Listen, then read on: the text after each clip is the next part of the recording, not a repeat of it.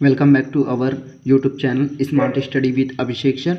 आज मैं आप लोगों के लिए एक नया topic class 10th and 12th के लिए एक पैरेलल सीरीज चलाने जा रहा हूं, जिसका आज फर्स्ट डे है। और आज फर्स्ट डे पे बहुत सारे बच्चों को मतलब नरेशन, डायरेक्ट और इनडायरेक्ट स्पीच पे दिक्कत होती है। मैं इतनी बात आप लोगों से बोल रहा हूँ कि आप पूरा वीडियो पूरी मतलब नरेशन के पूरे वीडियो आप एक एक देख लीजिएगा।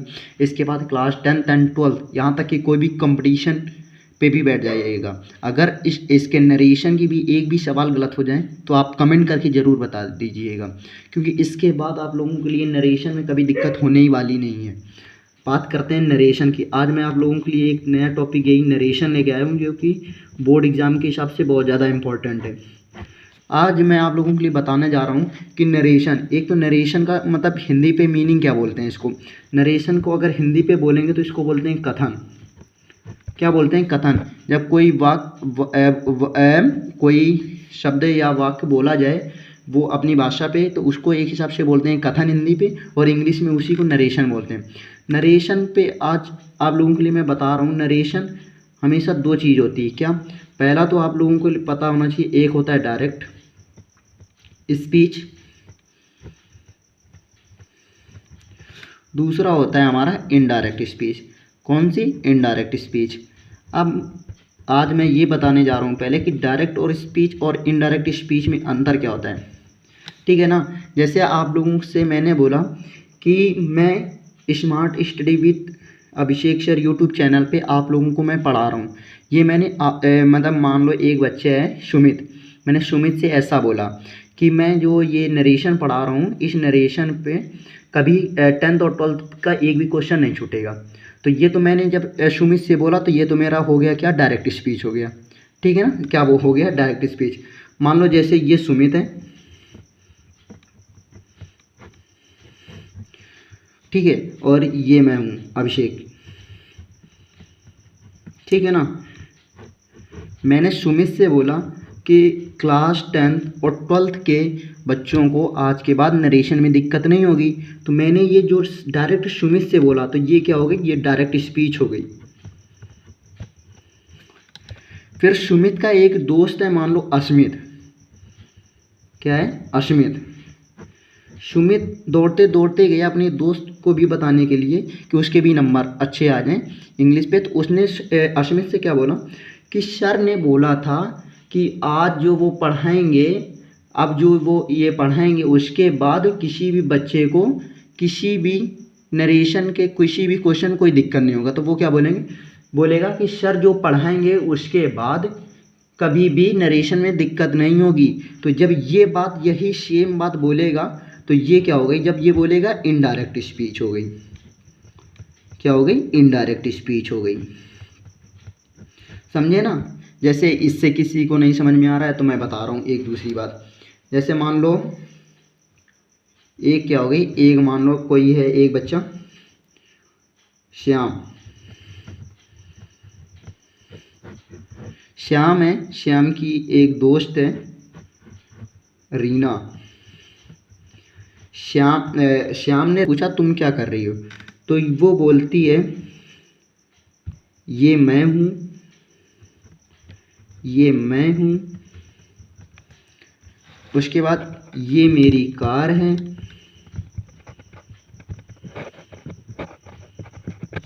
ये मेरी कार है, और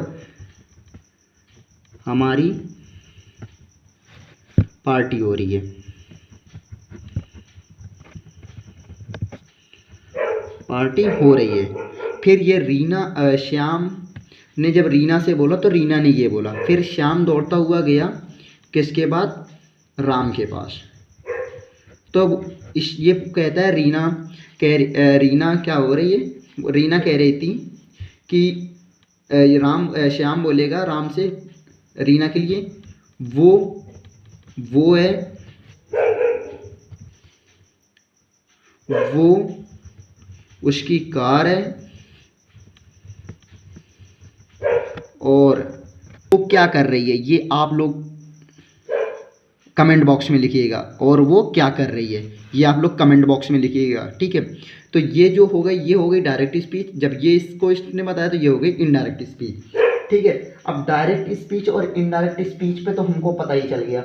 अब बात आती है रिपोर्टिंग स्पीच और रिपोर्टेड वर्ब में। जैसे बात करते हैं किसकी, रिपोर्टिंग स्पीच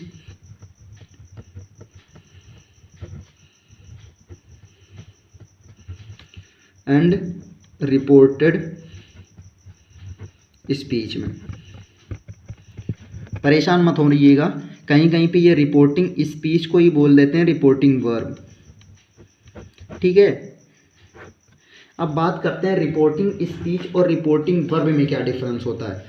अब बात करेंगे, जैसे रिपोर्टिंग स्पीच होता है मतलब डायरेक्ट स्पीच का, ये रिपोर्टिंग वर्ब जैसे होता है डायरेक्ट स्पीच का वह भाग होता है जो जैसे इन्वर्टेड कॉमा होता है ना, जैसे मैं एग्जांपल देख रहा हूँ उसमें समझ में आएगा। जैसे डायरेक्ट स्पीच में मान लीजिएगा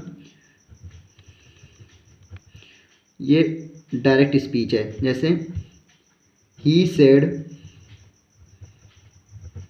comma inverted comma I am Hungary, ठीक है ना, ये इन्वर्टेड कॉमा बंद। देखिए ध्यान दीजिए, ये जो इन्वर्टेड कॉमा होता है ये, ठीक है ना, ये हमारा होता है क्या, कोई बता सकता है, रिपोर्टेड स्पीच होता है। जो इन्वर्टेड कॉमा के बाहर होता है ये होती है हमारी क्या, रिपोर्टिंग वर्ब। रिपोर्टिंग वर्ब होती है, या इसी को बोला जा सकता है रिपोर्टिंग स्पीच, ठीक है ना। इसमें कंफ्यूजन मत होइए क्या कि किसी भी किताब में रिपोर्टिंग वर्ब या रिपोर्टिंग स्पीच कुछ अलग अलग दिया हुआ है, ठीक है ना। अब बात करते हैं जैसे जो कि, और इसका बात क्या होता है, इसमें याद रखना ये होता है क्या, सब्जेक्ट भी होता है इसमें और ऑब्जेक्ट भी होता है। अब जैसे होता है जो रिपोर्टर होता है ना, वो दूसरों शब्दों में उसी को कहा जाता है क्या, रिपोर्टिंग वर्ब। जैसे अब बात करते हैं, ये इतना पता चल गया सबको। अब बात करते हैं कि ये जो, इसमें कोई कन्फ्यूजन नहीं है ना किसी बच्चे को कि रिपोर्टिंग वर्ब और रिपोर्टेड स्पीच में क्या डिफरेंस होता है। एक सिंपल सी बात याद रखना, जो कॉमा इन्वर्टेड कॉमा के बाहर है वो हमारी रिपोर्टिंग वर्ब होती है, और जो इन्वर्टेड कॉमा के अंदर है वो हमारी रिपोर्टेड स्पीच होती है। अब बात करते हैं कि सर टेंस बदलता कैसे है, ठीक है ना। उसमें बात करते हैं, जैसे पहली बात करेंगे रिपोर्टिंग वर्ब की, आज मैं बात बताऊंगा रिपोर्टिंग वर्ब का टेंस कैसे बदलता है। जैसे ही सेड टू मी, ठीक है, कॉमा इन्वर्टेड कॉमा कुछ भी है, आज बात करेंगे केवल इसकी। उसके बाद जैसे बात करेंगे दूसरा, he said to Ram, comma inverted comma छोड़ दूँ। फिर बात करेंगे जैसे मान लो he said comma inverted comma. फिर बात करते हैं, और जैसे एग्जांपल देता हूँ मैं आपको,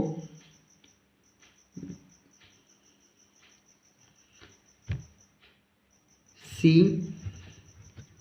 said to me, comma inverted comma. अब बात करते हैं इसी में, देखो ये सब बच्चों को तो पता चल ही गया है कि ये जो सब कॉमा इन्वर्टेड कॉमा के बाहर है ये सब हमारी क्या है, ये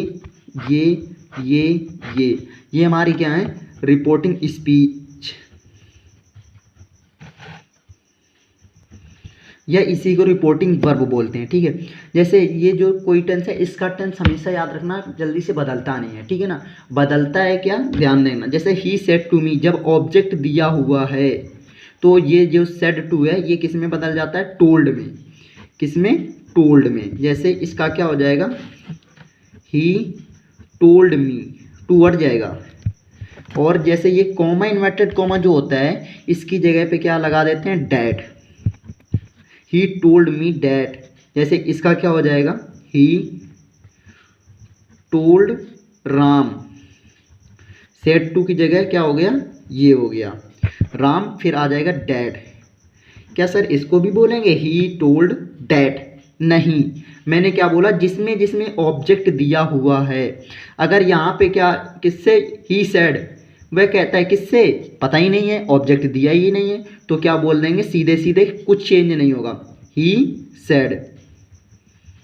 अब जैसे सी सेड टू मी, इसमें किस, वह कहती है किससे, मेरे से, ये लिखा हुआ है ना, ऑब्जेक्ट दिया हुआ है मी, तो इसमें क्या हो जाएगा, सी टोल्ड मी डैट।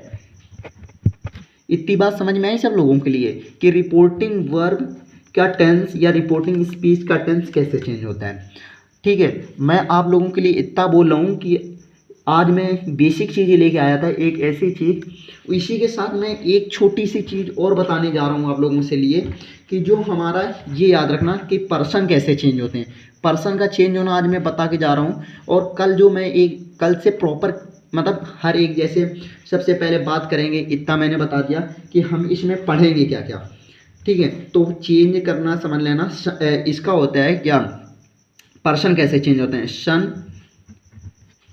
1 2 3। जैसे सब्जेक्ट जो होता है ना वो first person, object second person, और जो हमारा थर्ड पर्सन होता है वो नो चेंज। जैसे याद रखना, अभी मैं बता रहा हूँ, अगर फर्स्ट पर्सन है तो फर्स्ट पर्सन हमेशा सब्जेक्ट के हिसाब से चेंज होगा, अगर सेकेंड पर्सन है सेकेंड पर्सन ऑब्जेक्ट के हिसाब से चेंज होगा, और अगर थर्ड पर्सन है तो नो चेंज, मतलब चेंज ही नहीं होगा। किसका टेंस, रिपोर्टिंग वर्ब या रिपोर्टिंग स्पीच का टेंस नहीं चेंज होता है, मैंने पहले ही बोला था। किसका, रिपोर्टेड स्पीच का। अभी ये चीज़ याद रख लेना, इसको बोलते हैं क्या, SON, सन बराबर 123, इतना याद रख लेना। इसके बाद बात करेंगे कल, और इसमें बात करते हैं कि हम लोग पढ़ेंगे क्या क्या। ठीक है ना, सबसे पहली बात तो इसमें हम लोग क्या क्या पढ़ेंगे, एक तो हम लोग बात करेंगे असर्टिव सेंटेंस की। किसकी, असर्टिव सेंटेंस पढ़ेंगे।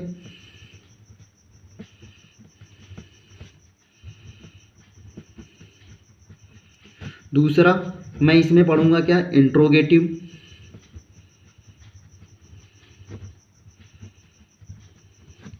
तीसरा इंट्रोगेटिव के बाद पढ़ेंगे हम लोग इम्परेटिव। चौथा इम्परेटिव के बाद हम लोग क्या पढ़ेंगे, कोई बता सकता है, ऑप्टेटिव। पांचवा एक्सक्लामेटरी।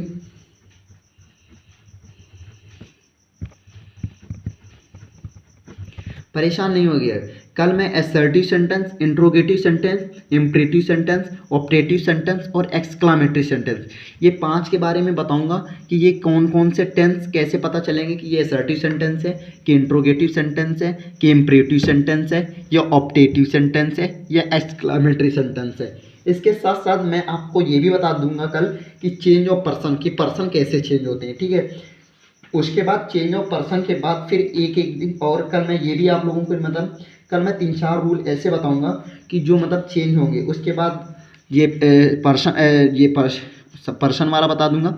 उसके बाद मैं कल ये भी बताऊंगा कि फर्स्ट पर्सन कैसे चेंज होता है, सेकेंड पर्सन कैसे चेंज होता है, और थर्ड पर्सन कैसे चेंज होता है। थर्ड पर्सन का तो सिंपल ही बात है, नो चेंज आते हैं। उसके डायरेक्ट बात हम लोग इसमें ये भी बात करेंगे कि मतलब कि कुछ एग्जाम्पल के थ्रू भी काम करेंगे। परेशान नहीं होइएगा, ज़्यादा से ज़्यादा ये 4 से 5 दिन लगेगा। 5 दिन से ज़्यादा का ये टॉपिक नहीं है, 5 दिन लिख लेना। 5 दिन के बाद 5 डेज़, 5 डेज़ क्या समझ लो, 5 लेक्चर, 5 लेक्चर। आज थोड़ा सा छोटा ही लेक्चर रह गया, आज ज़्यादा मैं इसको बड़ा नहीं करूँगा, लेकिन कल मैं पक्का कह रहा हूँ 15 से मतलब 20 से मिनट क्या अप्रॉक्स 20 मिनट के लेक्चर रहेंगे, इसमें में पूरा कंप्लीट कर लेंगे। आज मैं आप लोगों के लिए दोबारा, जिसको स्क्रीनशॉट चाहिए एक बार देख सकता है कि मैंने आज क्या बताया है, स्क्रीनशॉट ले सकते हैं। कल से जो बच्चे देखें वो मतलब इनके नोट्स ज़रूर बनाइएगा, क्योंकि बिना नोट्स के कुछ समझ में नहीं आने वाला। और अभी टाइम भी है पेपर में, इस वजह से परेशान ना होइए। बात क्या करेंगे, एक मैं इसका मतलब क्या बोलेंगे, एक सीरीज, एक ऐसी इसका स्टार्ट करने वाला हूँ। सीरीज़ का नाम आप लोग कमेंट में कीजिएगा कि सीरीज़ का नाम क्या रखें इसका, ठीक है ना। ये क्लास 12th और 10th दोनों के लिए है। और प्रॉपर आपके लिए एक छोटा सा कल एक वीडियो बनाऊंगा मैं 1 मिनट का, इसमें मैं बताने वाला हूँ इस सीरीज़ का नाम क्या होगा। आप लोग डिसाइड करिएगा जब तक, उसके बाद मैं सेलेक्ट करूँगा, उसके बाद